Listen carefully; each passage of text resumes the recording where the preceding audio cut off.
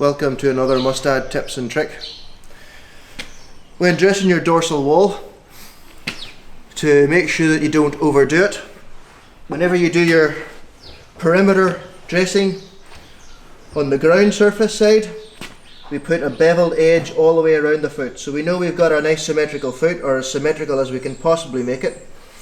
So when we take our foot forward on the foot stand, we dress our wall up, we're dressing up to this bevel.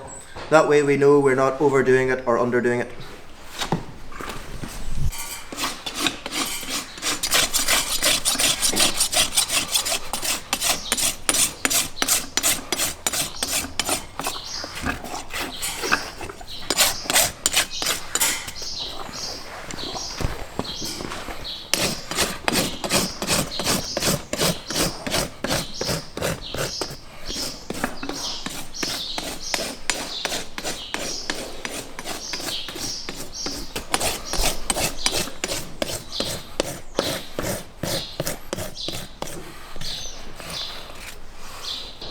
So we made that lovely symmetrical shape in the bottom. We've taken it forward.